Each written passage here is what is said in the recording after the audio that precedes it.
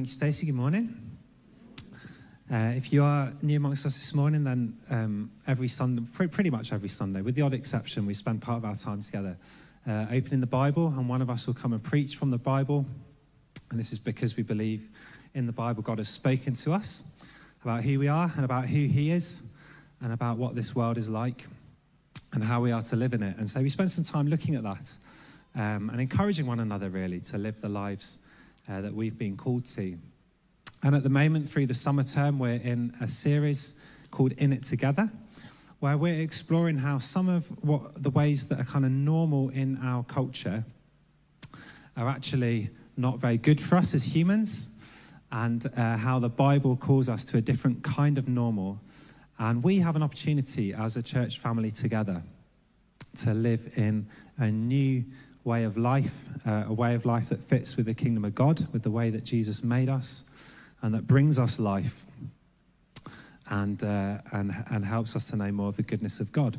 So that's what we're doing this term, and this morning I'm going to be talking about singleness, which may seem a bit unusual. I've been here for nearly 7 years now at Amblecote. It'll be 7 years in September. I've spoken about marriage a number of times and family life even more, but haven't yet preached about singleness. And as we'll see as we go on this morning, this is perhaps an issue in itself. I was reading an article this week by Vaughan Roberts. He is a well-known Christian leader, single man. And he said that the research shows that about 35% of people in our churches are single. That's not 35% of people are single for their whole lives, but if you took a snapshot of any given Sunday, about 35% of Christians in UK churches are single, which is quite a big proportion of us, isn't it? Which I think makes this topic that we look at this morning quite important. So what we're going to do is we're going to briefly look at how our culture seems to portray singleness, the stories it tells about singleness, and reflect a little bit on maybe how much that is also true of us in the church. And then we'll look at a couple of passages from the Bible that speak a little bit of singleness and think together about maybe how we could live differently and find a different way of seeing and honouring singleness. So that's the kind of rough plan. So we'll start with how culture sees singleness then. And the first way, I think, the first story that is told about singleness is that singleness is the waiting room. So sometimes I talk to my kids about what they're going to do with their lives, and normally their vision of the future goes a bit like this. Well, I've got to go to school, and then I'll probably go to university, and then I will become a farmer, and then I'll probably get married, I'll have some children, but I'll also have loads of cats and dogs and all the other things that they're not currently allowed in our household. That's kind of how their vision of the future goes. But I think it illustrates that all of us tend to have, from quite early on, a sort of image in our minds of the way life should go. And for pretty much all of us, that initial image of how life should go will include getting married or finding some sort of long-term relationship that's like marriage. And the danger when that's our kind of life template in our head is that then singleness just becomes the period of time that you have to get through in order to get to what you really want, which is to be married and to find that person. So singleness becomes the waiting room. And if we're honest, my anecdotal experience of churches over my life would say that culture is every bit as strong in the church, if not stronger, than in our culture. If you made it to 25 without being married, then I'd be prepared to bet money that someone at church will have said to you at some point something like, "So when are you going to find yourself a spouse then?" Or "You'd make a lovely husband for someone one day, you know," or these sort of comments. We can tend to kind of buy into this way of thinking about singleness, that it's the thing that you get through to where you really need to be.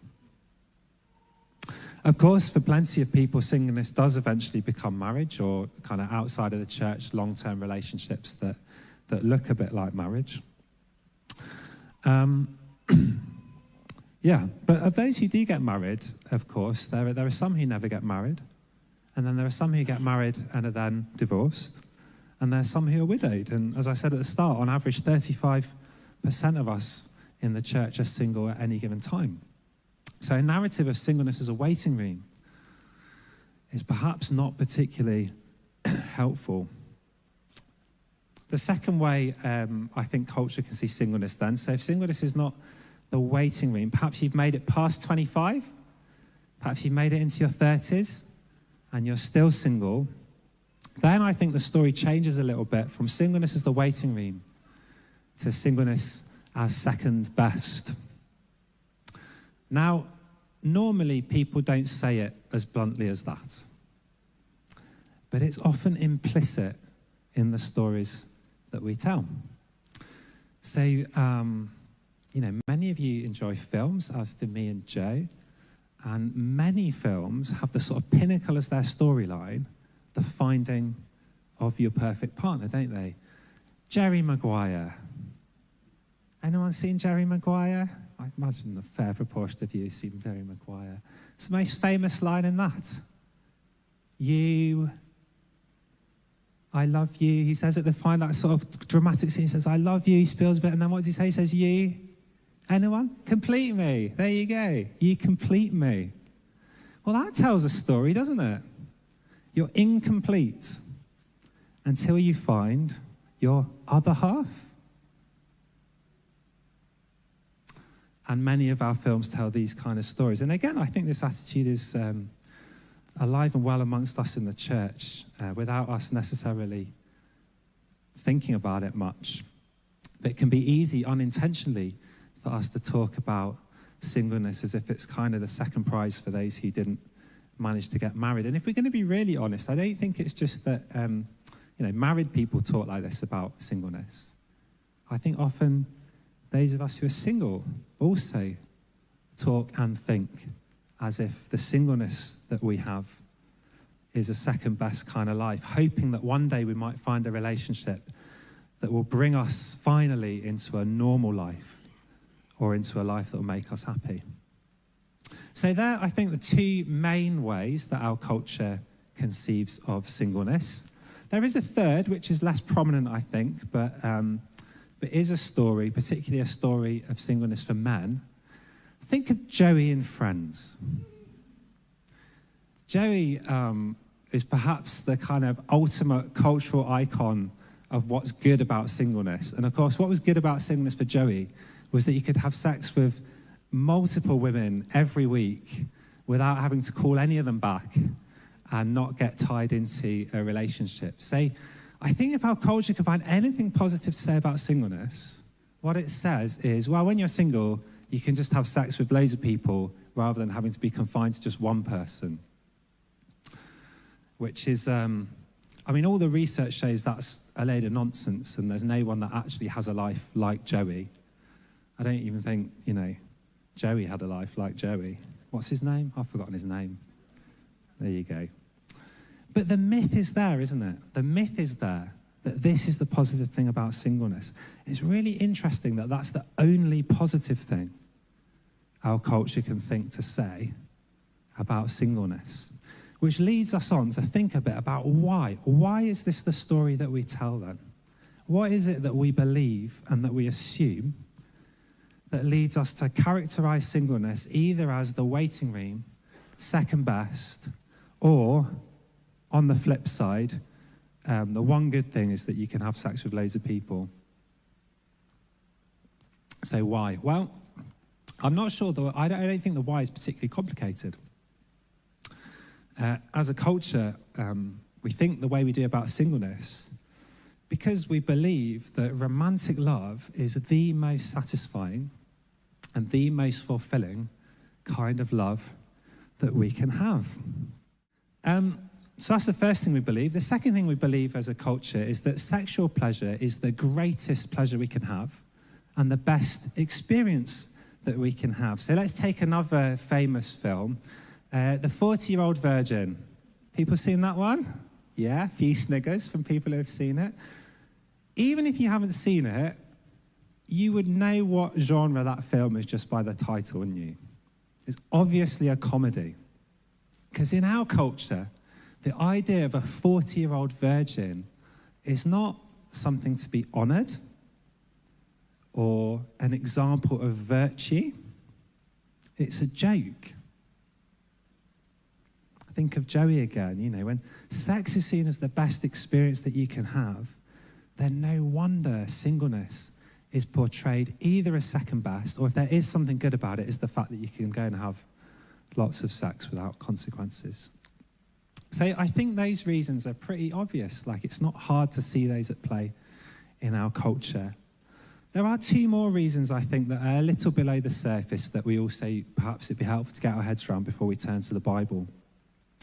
And the third reason I think we think how we do about singleness is because many of us in our culture have lost a sense of meaning and purpose in our lives. Part of our modern condition. We don't really know what it's all for, why it matters, what our contribution is.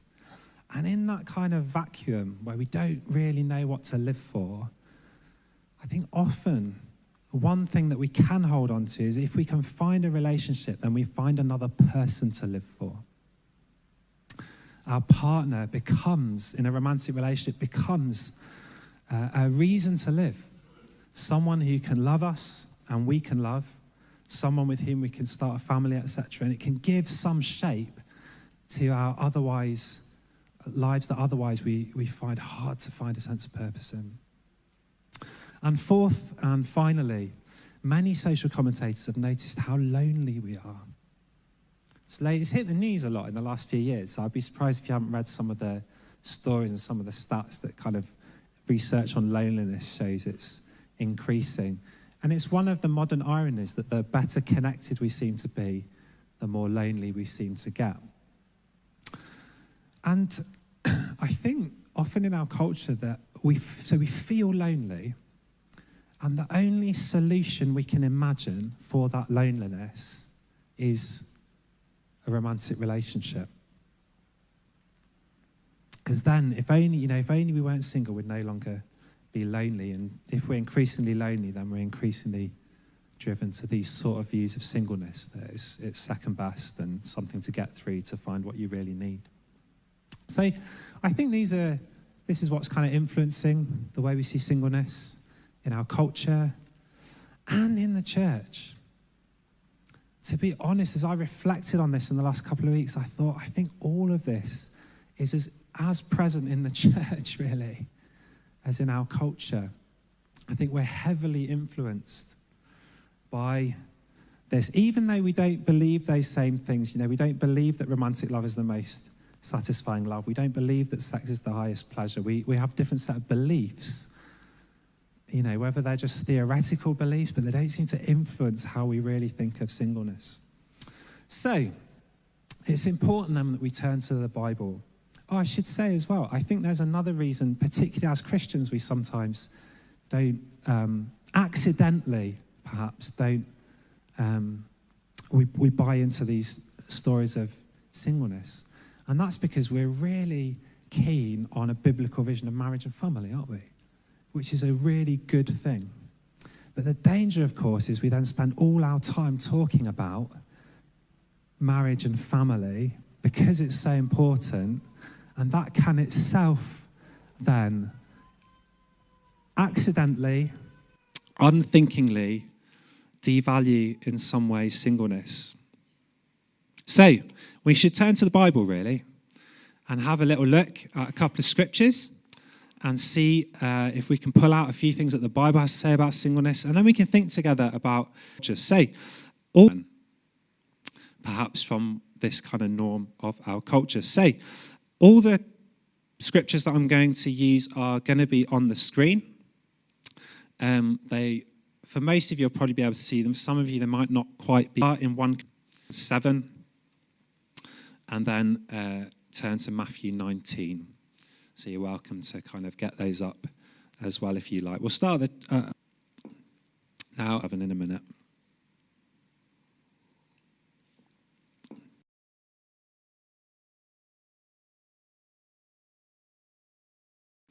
Now, this chapter of the Bible, 1 Corinthians 7, Paul is writing, the Christian leader Paul in the first century, is writing to a church in the ancient city of Corinth about all kinds of things. And this church has so many problems that if I was Paul, I'd probably have disowned responsibility rather than trying to sort them out. And some of those about sex and marriage come through in this chapter. And we haven't got time this morning to explore all the issues, but I've got singleness at that, and I'm going to move on, and I'm sorry. But really, we just want to pull out what Paul says about singleness in this text. Potentially, we might well preach on 1 Corinthians in the next year or two, and we'll be able to go through this text. And we'll just pay attention, really, to what comes out about singleness. Paul begins the chapter, "Now concerning the matters about which you wrote," quote, "it is good for a man not to have sexual relations with a woman. But because of the temptation to sexual immorality, each man should have his own wife and each woman her own husband. The husband should give to his wife her conjugal rights, and likewise the wife to her husband. For the wife does not have authority over her own body, but the husband does, and likewise the husband does not have authority over his own body, but the wife does. Do not deprive one another, except perhaps by agreement for a limited time, that ye may devote yourselves to prayer. But then come together again, so that Satan may not tempt you because of your lack of self-control." Not going to explain this. "I wish as all were as myself am, but each has his own gift from God, one of one kind and one of another." And let's pause here. Paul was single, and having issued some instructions as husbands and wives, Paul goes on to say that he advocates marriage as a concession, able to remain, that actually he wishes that those he were writing to were able to remain single as he was. And that's quite striking, given what we've talked about this morning, I think. We might often see singleness as second best, but for Paul, singleness is to be preferred. The most important thing, he says, though, I think, is the one kind and one of another. So for Paul, marriage is a gift and singleness is a gift. If we read on into verse 8 and 9, he says, "To the unmarried and the widows, I say that it is good for them to remain single, as I am. But if they cannot exercise self-control, then they should marry. For it's better to marry than burn with passion," which is one of the most famous verses of the Bible. I once found it scrawled inside a library book in my theological studies, which gave me a chuckle. But again, Paul, as a concession, 5, so you might want to skip down the page if you're following along. At verse 25, Paul says, "Now concerning the betrothed, I have no command from the Lord, but I give my judgment as one who by the Lord's mercy is trustworthy. I think that in view of the present distress, it is good for a person to remain as he is. Are you bound to a wife? Do you not seek to be free? Are you free from a wife? Do you not seek a wife? If you do marry, you have not sinned. And if a betrothed woman marries, she has not sinned. The appointed time has grown very short. From now on, let those who have wives live as though they had none, and those who mourn as though they were not mourning, and those who rejoice as though they were not rejoicing, and those who buy as though they had no goods, and those who deal with the world as though they had no dealings with it. For the present form of this world is passing away. I want you to be free from anxieties. The unmarried man is anxious about the things of the Lord, how to please the Lord. But the married man is anxious about worldly things, how to please his wife, and his interests are divided. And the unmarried or betrothed woman is anxious about the things of the Lord, how to be holy in body and spirit. But the married in benefit, not to lay, how to please her husband. I say this for your own benefit, not to lay any restraint upon you, but to promote good order and to secure your undivided devotion to the Lord." Okay. So again, there's lots of bits about the passage that probably sound a bit odd and I don't have time to explain. But we can see here a bit more of why Paul is so positive about singleness. And essentially his main point is that when you are single, you can be more attentive to serving God because you do not have the responsibilities that come with marriage. Now, of course, there is some distance between first century Corinth and 21st century Stourbridge. There's all kinds of cultural adjustments we would have to make. And Paul was quite possibly writing with the expectation that Jesus would be returning kind of very soon, maybe within his lifetime. And all of that shapes some of what he says here. But even allowing for all of this, his main point is true in all cultures and at all times. Marriage does consume a lot of time and attention and thought and emotional and physical energy. It places obligations and restrictions on those who marry.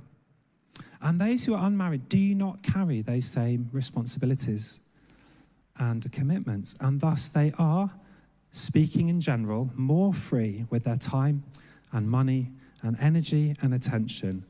Of course, there's always going to be exceptions. This is a general principle, isn't it? You know, I think, for example, of perhaps the single person who has to spend a lot of time caring for their elderly parents, as opposed to a married couple whose children have grown up and left home and perhaps retired. And in that instance, this wouldn't be true. But Paul's talking about a general truth here. He's very clear. It's not wrong to marry. He says, I don't want to lay any restraint on you. You don't sin when you marry.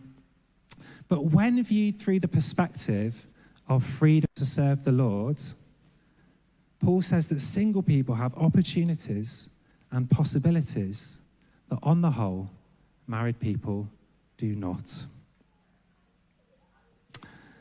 The chapter carries on, but we've read enough of this to draw two important... Why then did Moses command one to give a certificate of divorce and send her away? He said to them, because of your hardness of heart, Moses allowed you to divorce your wives. But from the beginning it was not so. And I say to you, whoever divorces his wife, except for sexual immorality, and marries another, commits adultery. The disciples said to him, if such is the case of a man with his wife, it is better not to marry. And he said to them, not everyone can receive this saying, but only those to whom it is given. For there are eunuchs who have been so from birth, and there are eunuchs who have been made eunuchs by men, and there are eunuchs who have made themselves eunuchs for the sake of the kingdom of heaven. Let the one who is able to receive this, receive it. So again, we haven't got time this morning to discuss what Jesus is saying about divorce. What I really want to pay our attention to is the last thing that Jesus said about eunuchs. Having given a kind of high view of marriage, teaching his disciples that they shouldn't divorce their wives except for adultery, the disciples react quite strongly. They sort of say, well, if marriage is that much of a commitment, then maybe it's better to stay single. And then Jesus speaks into that. He talks about eunuchs, but I think it's entirely appropriate for us to understand by extension for him to be talking about those who don't marry in three different ways. As a picture of those who aren't able to marry, yeah. So there are some, Jesus said, who are born eunuchs. And we might take this to mean those who are born unable to marry and face an inevitable life of singleness for whatever reason. Then there are those who have been made eunuchs. Perhaps we might take this as those who are forced to live a life of singleness through circumstances not of their own choosing. We might imagine in this group it would include those who perhaps would have liked to marry but never found somebody that they could and were happy to marry. Or perhaps those whose marriage ended not through their own choice, through abandonment or bereavement perhaps. And then finally, Jesus talks about those who have made themselves eunuchs, where we might think of those who consciously choose a single life for the sake of the kingdom of heaven in order to be better able to serve God. And if we really face this text, that's the striking one, I think. That some may choose singleness, not as second best, not as something to accept just because marriage hasn't happened for them, but singleness as a deliberate, proactive choice. And it made me think, like, how often Do we conceive and talk of singleness in those terms in the church? Because actually, on reflection, we have a long tradition of this in the church. We have, for example, the monastic orders, men and women who take vows of celibacy, choose to remain single as part of their vocation to serve the kingdom. We might think of Jesus himself. We might think of Paul. Through the centuries, we might think of a number of other Christian leaders who have chosen singleness. And actually, there are times, in the history of the church where singleness has been seen as the preferred option for those who really want to live a life of devotion to God. It's been seen as the best option for devout Christians, which is a perspective, I won't say that. I was going to make some comment about our sort of denominations, but it's the only perspective that we've lost. Let's put it like that, if we ever had it. So, we could summarize perhaps what we learn from these passages like this. So, singleness is a gift from God. Singleness is an important calling in the kingdom of God. And then singleness has its own blessings and challenges. Paul and Jesus were both clear that singleness is hard in particular ways. Jesus says only those who can kind of receive this can receive this. Paul says, well, each has their own gift.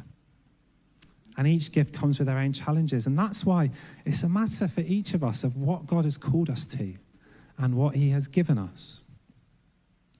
As I'm not single, I spent some time over the last week or two trying to read a number of blogs and articles by Christians who are single and have chosen a single life, to see what they emphasize as the blessings and the challenges of singleness for the Lord. And this is kind of what I pulled out of these. Say, some of the challenges of singleness seem to include accepting celibacy and the surrender of sexual desire, the particular temptations of selfishness when you make most of the decisions about your own life, the temptation to easily withdraw from community and accountability when you want to, and the temptation to be envious of those who are not single and to despise the gift that God has given you. Those were some of the regular challenges that Christians seem to raise.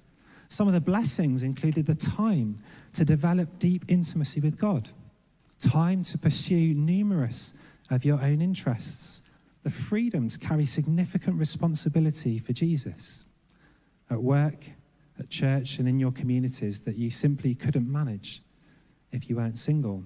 I'm going to quote one guy called Nick, who wrote the following. He said, "As I got older, I've seen more and more of the wonderful opportunities that singleness presents. It's the alternative that no one is talking about, but it's so much better than I used to think. Now, I'd be lying if I said I never get lonely. The desire for intimacy and affection can be overwhelming at times, and truthfully, sometimes I can lie awake at night and worry about my future, asking questions like, who will look after me when I'm older? Where will I live? Who will keep me company?"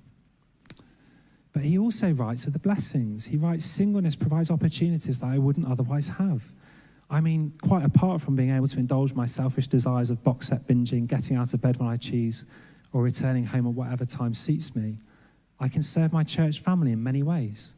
I'm able to visit friends, babysit for families, go on mission trips, organise events, volunteer in different ministries. I have time to read and learn and invest more in my friendships. My life has something that many of my married friends envy: flexibility. And that's a gift I can easily take for granted, but an amazing privilege. God has given me time, money, and energy so that I can serve him and share it with others. So, singleness has its own blessings and challenges. And fourth, finally, singleness, like marriage, is not a permanent state. Both singleness and marriage are gifts. They're ways of life that we serve Jesus now. But both of these gifts will be fulfilled and surpassed in the resurrection. One day, the only marriage in the resurrection will be the marriage of Jesus to his church. And both singleness and marriage will fold into that new way of living, and all loneliness will forever cease. So, I hope I've offered you a different way of thinking about singleness this morning. I wonder, we have an opportunity to make this way of thinking about singleness the norm amongst us. We can't really control how our culture is going to portray and talk about singleness. We can't do that. But we do have an influence on us, don't we? Rather than being conformed to seeing singleness as the waiting room or second best, we could be transformed in our minds. So let's try and honour singleness as a gift amongst ourselves. And if you are single, then let's explore what it means to accept your singleness as a gift for however long the Lord gives it to you and to serve him in it. And if we're not single, then let's uphold the value and the beauty of the calling of singleness. I wonder if we as a leadership and a teaching team can try and find a better balance in our teaching between the challenges and the issues that face marriages and families and the challenges and issues that face those who are single, 35% of us. I wonder if we as a community could try to develop more friendships between single people and couples. It can often be the case, can't it, that couples make friends with couples and singles make friends with singles, and that's natural to an extent, I understand that. But we could deliberately try and cut against that a little bit. Often small groups and community groups are great environments for forming friendships between singles and couples. I think they have a real value for that. It sometimes strikes me as hypocritical when Christians are quick to condemn the sexual sin of single people, but are very slow to apply the equally important commands of love and hospitality that the church should be offering single people. That's not to excuse sexual sin, but it's a call for all of us to reflect on the opportunity we have to offer real friendship and community for those who are not married. So my final words really are directly to single people who, if you've listened to this, then I want to say that we welcome the gift of your singleness amongst us. You're not living a second best life, and we want to honour you for the gift that God gives you and the unique ways that you can serve Jesus among us. And my invitation to you would be to step into your calling so that those of us who are married and those of us who are single can live the gifts we're given wholeheartedly for Jesus. Amen? Amen.